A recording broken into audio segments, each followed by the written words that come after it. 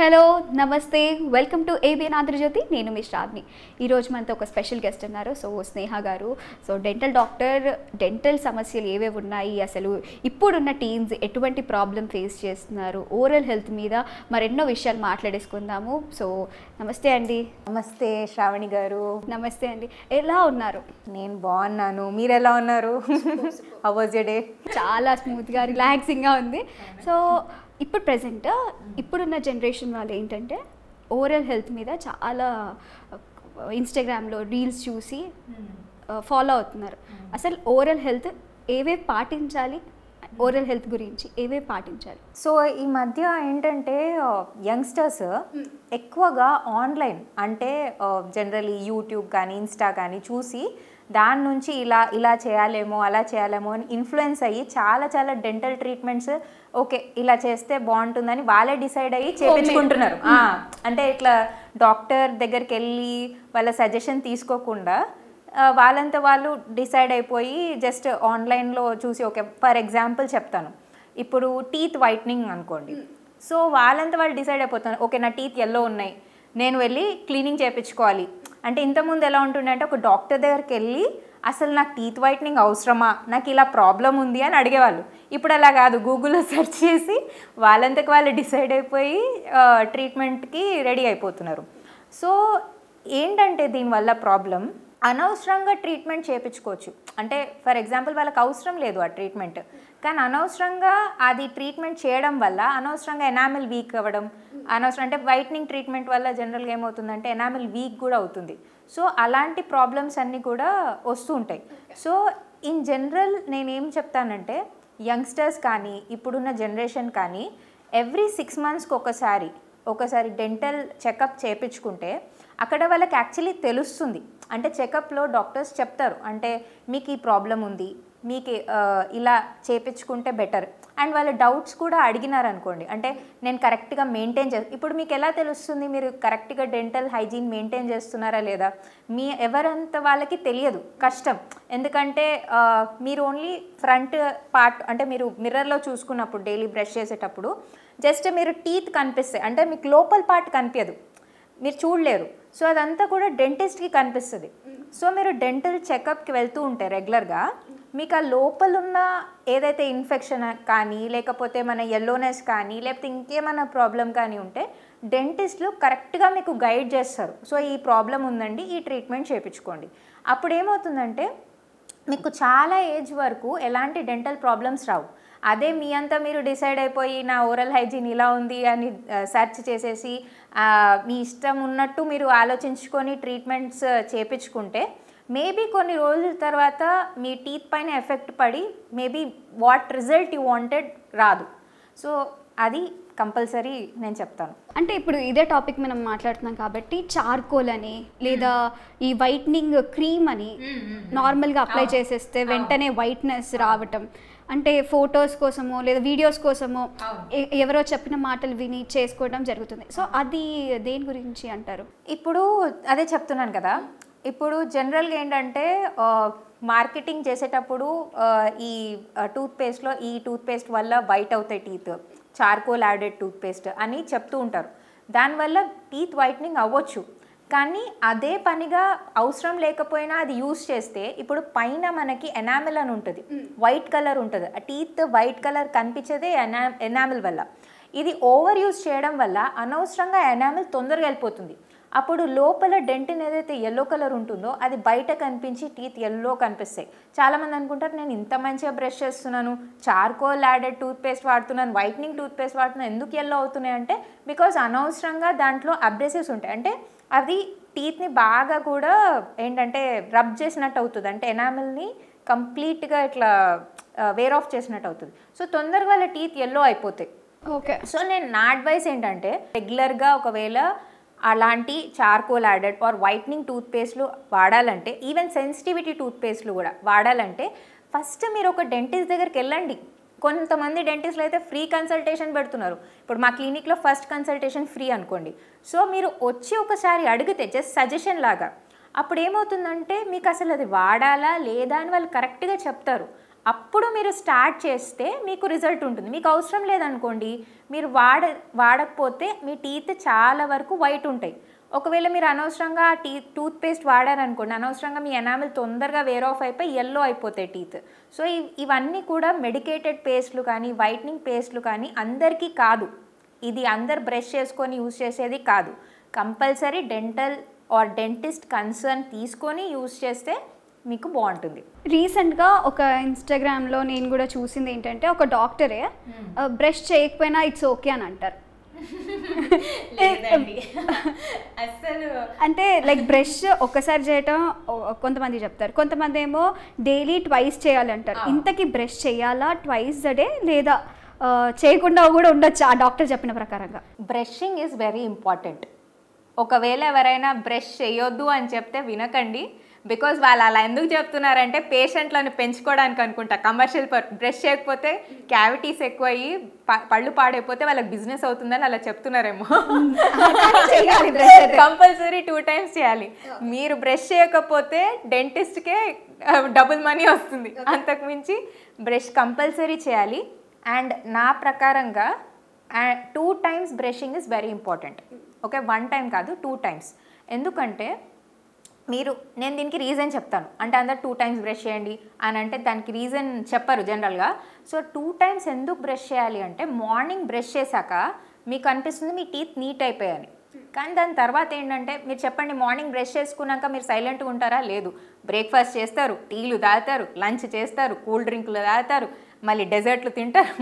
అన్ని రకాలు టీత్ అన్నీ అంటుతూ ఉంటాయి కదా టీత్కి. మీరు తినేటప్పుడు ఇలా తిన్నప్పుడు మొత్తం టీత్ అంతా అంటుతుంది మీరు తినే ఫుడ్.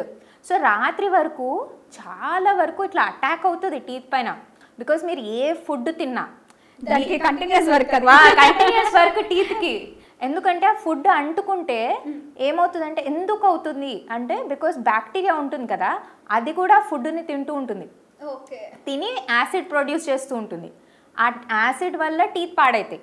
ఇప్పుడు అదే ఏమవుతుందంటే, రాత్రి వరకు అది పై అంటే ఫుడ్ తింటున్న కొద్దీ మన టూత్ పైన ఒక లేయర్ లాగా ఫామ్ అవుతుంది రాత్రి వరకు. సో ఆ లేయర్నే ప్లాక్ అంటాం. ప్లాక్ లేయర్ రాత్రి వరకు కంప్లీట్గా ఫామ్ అయిపోయి ఉంటుంది. మీరు బ్రష్ చేసుకోకుండా పడుకున్నారనుకోండి, రాత్రంతా ఇంకా బ్యాక్టీరియాకి పార్టీ. అంటే మంచిగా అది ప్లాక్ పైన కూర్చొని తినేసి మంచిగా క్యావిటీస్ ఫామ్ చేయడం కానీ డెంటల్ ఇన్ఫెక్షన్స్ అవ్వడం కానీ ఈజీగా అవుతాయి. సో రాత్రంతా అంటే బికాజ్ అది ఫార్మేషన్ అవుతూ ఉంటుంది కాబట్టి మీకు ఏంటంటే డెంటల్ ఈ క్యావిటీస్ కానీ లేకపోతే గమ్ ఇన్ఫెక్షన్స్ కానీ వచ్చే ఛాన్సెస్ ఉంటాయి. అదే మీరు రాత్రి బ్రష్ చేసుకున్నారనుకోండి, సో ఏమవుతుందంటే ఈ ప్లాక్ లేయర్ పోతుంది. అంటే మార్నింగ్ ఒకసారి బ్రష్ చేశారు, మళ్ళీ క్లీన్ అయిపోయింది, అంటే మొత్తం అంతా తింటున్నారు, రోజంతా తింటున్నారు, మళ్ళీ రాత్రికి ఒకసారి బ్రష్ చేసుకున్నారు, సో బ్రష్ చేయగానే నీట్ అయిపోతుంది. ఓకే, అప్పుడు ఏమవుతుందంటే మీకు చాలా వరకు ఈ డెంటల్ ప్రాబ్లమ్స్ రావు. యాక్చువల్లీ మార్నింగ్ బ్రషింగ్ కన్నా రాత్రి బ్రషింగే ఇంపార్టెంట్. ఇది వినండి, మార్నింగ్ బ్రష్ చేసుకున్నా కూడా రాత్రికి కూడా బ్రష్ చేసుకోవాలి. అప్పుడే మీ ప్లాక్ కంప్లీట్గా పోయి మీకు డెంటల్ ప్రాబ్లమ్స్ అనేవి రావు. అంటే ఇప్పుడు మార్నింగ్ చేయకపోయినా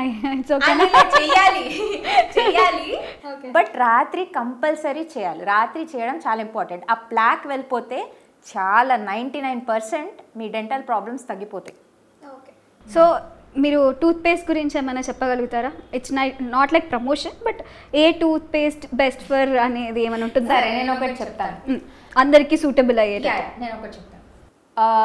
ఎనీ టూత్పేస్ట్ ఏంటంటే మనకి క్లీనింగ్ అంటే టీత్ క్లీన్ అవ్వడానికి యూజ్ చేసే కాంపోనెంట్స్ ఉంటాయి దాంట్లో.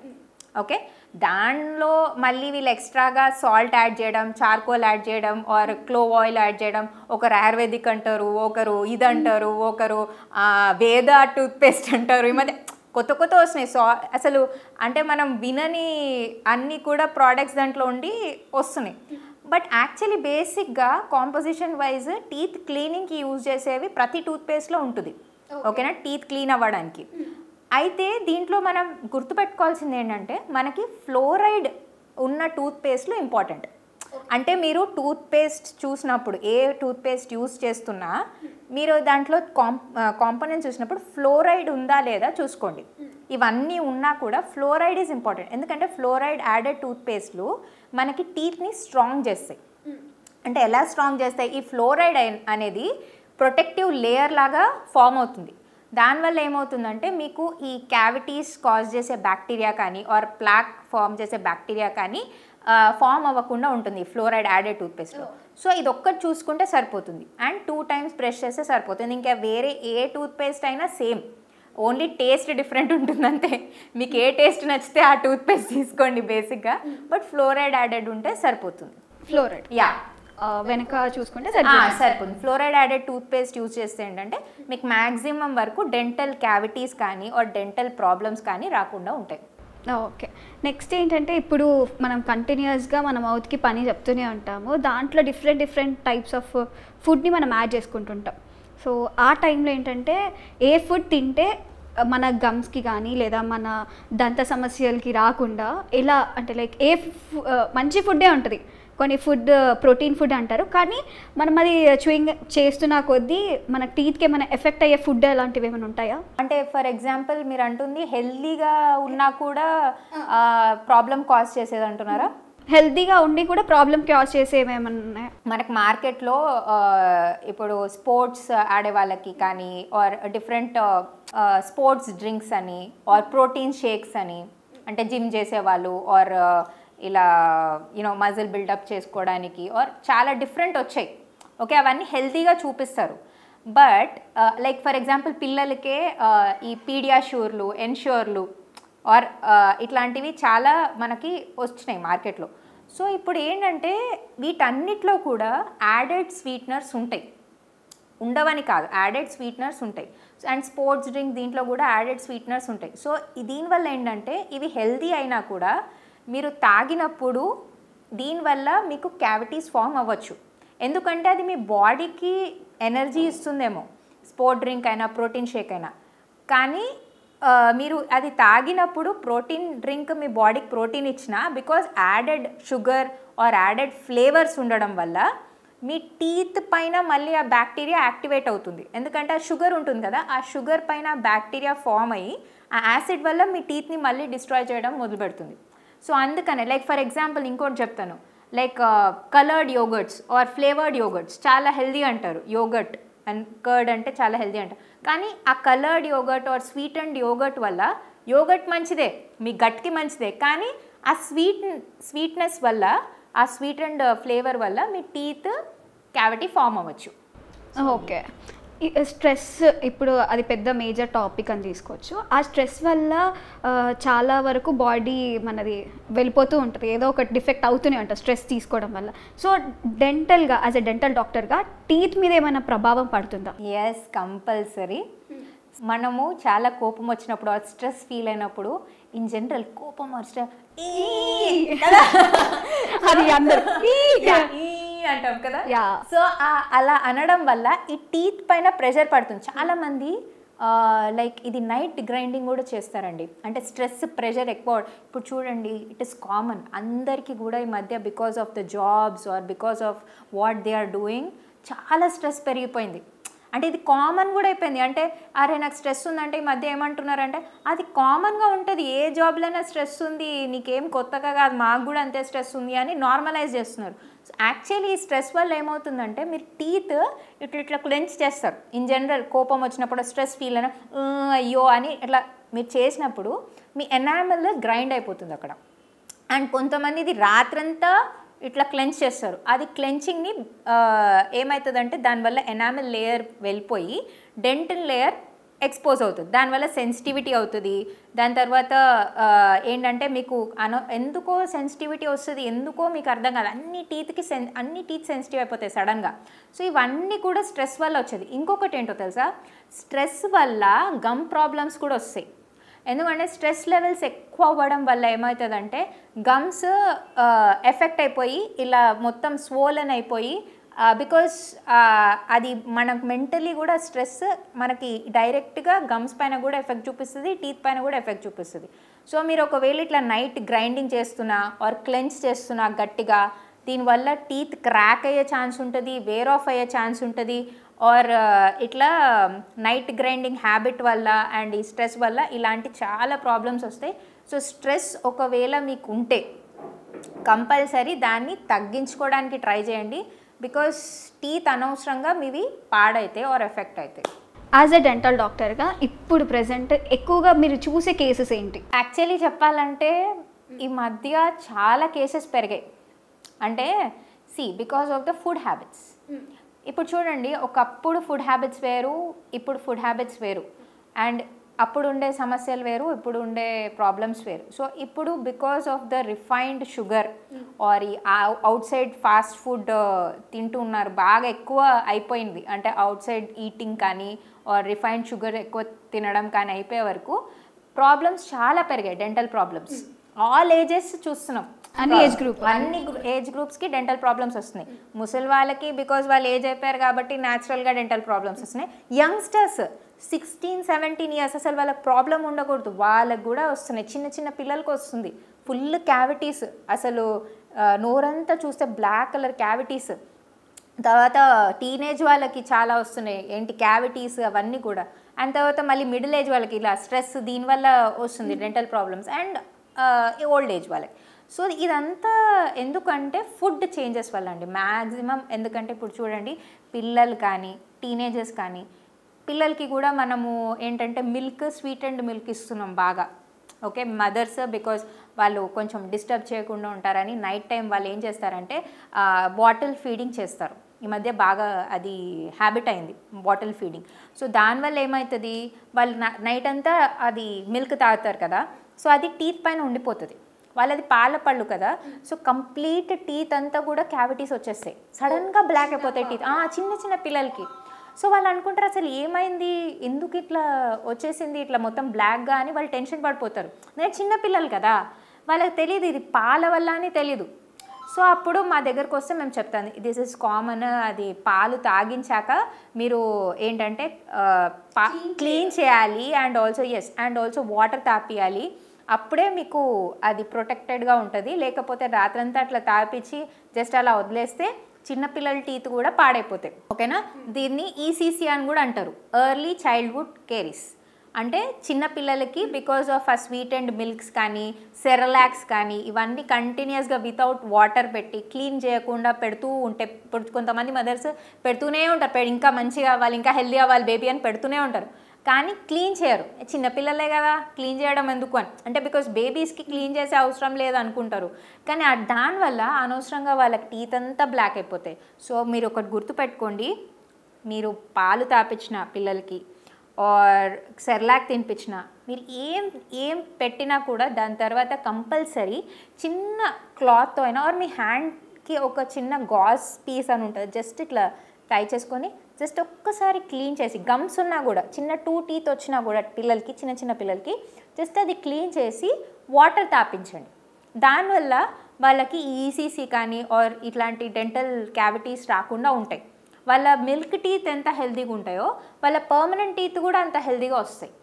ఓకే, ఇప్పుడు అడ్వర్టైజ్మెంట్ ఏం చూసినా కూడా ఇప్పుడున్న జనరేషన్ వాళ్ళకి కాన్ఫిడెన్స్ బిల్డ్ చేసుకోవటమో లేకపోతే అది స్మైల్ త్రూ ఉంటుందని ప్రమోట్ చేస్తూ అలైనర్స్ అని, క్లిప్స్ అని, ముందు చూసిందైతే స్టీల్ క్లిప్స్ లాగా వచ్చేది, ఆ టీత్ మీద కనిపించేది. ఇప్పుడు అవి కూడా కనిపించకుండా బ్రైట్ స్మైల్ కోసం అలైనర్స్ యూస్ చేస్తున్నారు. ఇది అందరూ ఇప్పుడు ఏంటంటే ప్రతి ఒక్క సెలబ్రిటీ కూడా దాన్ని అడ్వర్టైజ్ చేసేసి పబ్లిక్ అందరూ దాని మీదకి పుష్ అయ్యేటట్టు చేస్తున్నారు. So can we talk about it?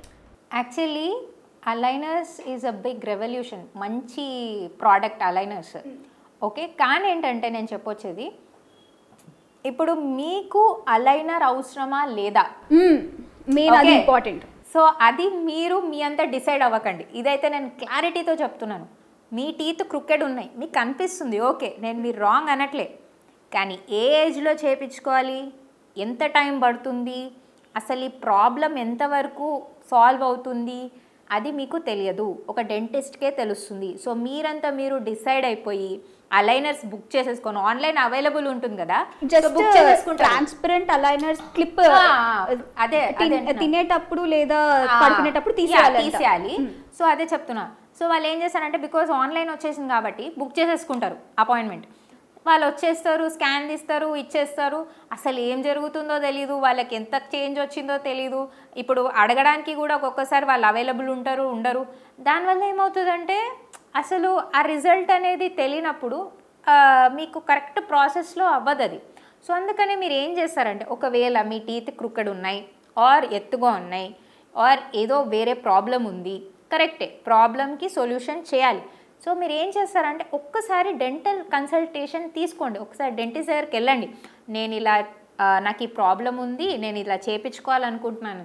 అప్పుడు డెంటల్ డాక్టర్స్ ఏం చేస్తారంటే, డెంటిస్ట్ ఏం చేస్తారంటే, మీ ఏజ్ ఎంత, మీ బోన్ గ్రోత్ ఉందా లేదా, అంటే మీ బోన్ కూడా ఎంతవరకు ఫామ్ అయింది ఆర్ ఎంత గ్రోత్ ఉంది కూడా చూడడం ఇంపార్టెంట్ అలైనర్స్లో, ఏదో పెట్టుకోవడం కాదు. అంటే ఇన్ జనరల్ ఇప్పుడు ఎలా అనుకుంటున్నారంటే డెంటల్ అంటే కూడా ఇప్పుడు స్కిన్ జస్ట్ క్రీమ్స్ అప్లై చేస్తే పింపుల్స్ తగ్గిపోతాయి అంటే ఇట్లా అంటే అట్లా అంటే జస్ట్ ఆర్డర్ చేసి యూజ్ చేస్తారు కదా, అలానే అలైనర్స్ అని కూడా అనుకుంటున్నారు. But this is different. మీరు ఏదో స్కిన్ క్రీమ్ యూజ్ చేసినట్టు కాదు. ఇట్ ఈస్ లైక్ మీరు కంపల్సరీ వచ్చి అడిగితే వాళ్ళు మీ బోన్ ఫార్మేషన్ బట్టి, మీ ఏజ్ని బట్టి, మీ టీత్ ఎలా ఉన్నాయి బట్టి, మీకు ఎలాంటి ప్రాబ్లం ఉందని బట్టి మీకు ఒక స్పెసిఫిక్ అలైనర్స్ ఇంత టైం పడుతుందని చెప్తారు. అప్పుడు మీరు చేయించుకోండి. ఎందుకంటే ఒక్కొక్కసారి రాంగ్ టైంలో యూజ్ చేస్తే రివర్స్ ఎఫెక్ట్ పడుతుంది, చాలా మంది తెలియదు. ఓకే, సో అలా చేయించుకోకండి. కంపల్సరీ డెంటల్ కన్సల్ట్ అండ్ ఒక డెంటిస్ట్ని కన్సల్ట్ అయ్యే అలైనర్స్ తీసుకోండి. ఓకేనా, ఇది ఈజీగా ఉంది అని తీసుకోకండి compulsory. If you talk about food items, food ఇప్పుడు ఏమేమి తీసుకోవాలి, బ్రేసెస్ పెట్టుకున్న తర్వాత బ్రషింగ్ కష్టం అవుతుంటుంది, కొంతమంది ఫుడ్ తినలేకపోతూ ఉంటారు. సో వాళ్ళు ఎలాంటి టైప్ ఆఫ్ ఫుడ్ తినాలి, అండ్ ఇప్పుడు జనరల్గా యాజ్ అ బ్రేసెస్ పెట్టుకోకుండా కూడా నార్మల్ వాళ్ళు ఏ ఫుడ్ తింటే కొంచెం బెటర్? ఇప్పుడు యాక్చువల్లీ ఒకవేళ బ్రేసెస్ పెట్టుకుంటే, అంటే అలైనర్స్ కాకుండా బ్రేసెస్ పెట్టుకుంటే అవి టీత్కి స్టిక్ అయి ఉంటాయి కాబట్టి, సో బ్రేసెస్ పెట్టుకున్నప్పుడు కంపల్సరీ స్టిక్కీ ఫుడ్ తినకూడదు. స్టిక్కీ ఫుడ్ తింటే ఆ బ్రేసెస్కి అంటుకుంటాయి. బ్రేసెస్ అంటే మనకి ఇట్లా చిన్నగా పెడతారు క్లిప్స్ లాగా, ఆ క్లిప్స్కి అంటుకొని సేమ్ ఇప్పుడు ఆ క్లిప్స్కి అంటుకున్న ఫుడ్ టీత్ని పాడు చేస్తుంది, ఇంకా ఎఫెక్ట్ క్యావిటీస్ ఫామ్ అవడం అట్లా చేస్తుంది. సో అందుకనే బ్రేసెస్ పెట్టుకున్న వాళ్ళు ఇన్ జనరల్ కొంచెం ఓరల్ హైజీన్ ఇంకెక్కువ మెయింటైన్ చేయాలి. అంటే మామూలు కన్నా ఇంకెక్కువ రిన్సింగ్ చేయాలి, అంటే ఓరల్ మౌత్ వాష్లు ఎక్కువ వాడాలి. అండ్ ఈవెన్ బ్రషింగ్ కూడా చేసినప్పుడు మొత్తం ఫుడ్ పోయిందా లేదా చూసుకోవాలి. స్టిక్కీ ఫుడ్ అవాయిడ్ చేయాలి, ఎక్కువ షుగరీ ఫుడ్ అవాయిడ్ చేయాలి, ఎక్కువ కలర్డ్ ఫుడ్ అవాయిడ్ చేయాలి. ఎందుకంటే కలర్డ్ ఫుడ్ వల్ల అక్కడ ఉండిపోతుంది ఆ కలర్, బ్రేసెస్ తీసినాక అక్కడ అంతా స్టెయిన్ అయిపోతుంది. సో అందుకని ఇవన్నీ జాగ్రత్తలు వాళ్ళు తీసుకోవాలి. ఇంకొకటి ఏంటంటే, నేను మెయిన్గా మన టీన్స్కి నేను ఏం చెప్పాలనుకుంటున్నా అంటే, చూడండి, మీ కాన్ఫిడెన్స్ కోసం స్మైల్ డిజైనింగ్ అనేది చాలా వండర్ఫుల్ థింగ్. ఎందుకంటే మీరు అంటే ఇట్లా హెల్దీగా స్మైలింగ్గా కనిపించాలంటే, బ్యూటిఫుల్గా కనిపించాలి, మీ కాన్ఫిడెన్స్ పెరగాలంటే కంపల్సరీ అది ఒక గుడ్ స్మైల్ వల్లనే వస్తుంది. మీ స్మైల్ బాగాలేకపోతే కంపల్సరీ మీరు ఇంటర్వ్యూస్కి వెళ్ళినప్పుడైనా, కాలేజ్కి వెళ్ళినప్పుడైనా మీకు ఒకలాంటి కాన్ఫిడెన్స్ లెవెల్స్ తక్కువ ఉంటాయి. సో మీరు ఏం చేస్తారంటే ఇలాంటి డెంటల్ ట్రీట్మెంట్స్ చేయించుకోండి, smile designing or aligner treatments or braces compulsory చేయించుకొని మీ టీత్ని సెట్ చేసుకోండి. కానీ ఎలా చేయాలి అనేది మాత్రం డెంటిస్ట్ పైన వదిలేయండి. మీరు గూగుల్ సెర్చ్ చేసి మీ అంతా మీరు డిసైడ్ అయ్యి మాత్రం చేయకండి. సో ఇప్పుడు గమ్మీస్ గురించి మాట్లాడుతున్నారు అండ్ షుగర్స్ గురించి మాట్లాడుతున్నారు కాబట్టి, సో ఆ గమ్మీస్ చ్యూయింగ్ గమ్ తింటే ద జా లైన్ కనిపిస్తుందని ఎక్కువగా అలా అనుకుంటారు. అంటే అదొక అపోహానా లేకపోతే ఏంటనేది? అలా ఏం లేదండి. చాలామందికి చ్యూయింగ్ గమ్ తినే హ్యాబిట్ ఉంటుంది. బికాజ్ ఎప్పుడైనా ఇంటర్వ్యూస్కి వెళ్తున్నా ఆర్ ఎవరినైనా కలవడానికి వెళ్తున్నా కొంచెం mouth freshener is very good అన్నట్టు ఫీల్ అవుతారు. బట్ గుర్తుపెట్టుకోవాల్సింది ఏంటంటే, హ్యాపీడెంట్ వైట్ లాగా మీ టీత్ ఆ గమ్ యూజ్ చేయడం వల్ల వైట్ అవ్వవు ఆర్ మీకు దానివల్ల యూజ్ ఏమి ఉండదు. ఆ జా లైన్ అదంతా ఇట్స్ నాట్ కరెక్ట్. ఓకేనా, యాక్చువల్లీ చ్యూయింగ్ గమ్ వాడడం వల్ల అనవసరంగా మీ టీత్ ఇంకా ఎఫెక్ట్ అవుతాయి. ఎందుకంటే దాంట్లో కంపల్సరీ ఆర్టిఫిషియల్ స్వీట్నర్స్ ఉంటాయి. సో దానివల్ల ఏంటంటే మీకు అది అనవసరంగా మీ టీత్ని పాడు చేస్తుంది. సో చ్యూయింగ్ గమ్స్ లాంటివి, స్టిక్కీ ఫుడ్ లాంటివి అవాయిడ్ చేస్తేనే బెటర్. ఓకేనా, దానివల్ల జా లైన్ ఏమి ఇదవ్వదు, ఎందుకంటే మీ జా ఆల్రెడీ ఫామ్ అయి ఉంది. సో దీనికి ఏమి కూడా చేంజెస్ రావు, ఇంత గట్టి బోన్ ఏం చేంజ్ అవ్వదు. సో చ్యూయింగ్ గమ్ యూజ్ చేయడం వల్ల అలా అవుతుందని జా లైన్ కొంచెం మీ బకల్ ఫ్యాట్ తగ్గుతుంది, అంటే ఈ చీక్ ఫ్యాట్ అనేది మేబీ తగ్గుతుంది. బట్ అది మీరు face yoga or face exercises ఉంటాయి కదా, అవి చేస్తే కూడా మీ చీక్స్ కొంచెం తగ్గి మీ జా లైన్ అవన్నీ కనిపిస్తుంది. సో జా ఏమి చేంజ్ అవ్వదు. సో అనవసరంగా చూయింగ్ గమ్స్ కానీ అలాంటి బ్యాడ్ హ్యాబిట్స్ చేసి అనవసరంగా టీత్ని పాడు చేసుకోకండి, ఎందుకంటే దాంట్లో కూడా షుగర్ ఉంటుంది. సో మీతో మళ్ళీ ఇట్లాంటి ఇంటర్వ్యూస్ జరుపుతూ ఉండాలి, ఎందుకంటే ప్రాబ్లమ్స్ అనేవి కొత్తగా వస్తున్నాయి. సో ఆ ప్రాబ్లమ్స్కి కొత్త సొల్యూషన్స్ అనేవి ఫైండ్ అవుట్ అవుతున్నాయి కాబట్టి సో నెక్స్ట్ ఇంటర్వ్యూలో మళ్ళీ కలుస్తారండి. Nice to meet you, thank you. So చూసారు కదా ఇవాల్టి special interview with special guest. మరో స్పెషల్ ఇంటర్వ్యూతో మళ్ళీ కలుస్తాను. అంతవరకు చూస్తూనే ఉండండి ABN ఆంధ్రజ్యోతి. Signing off.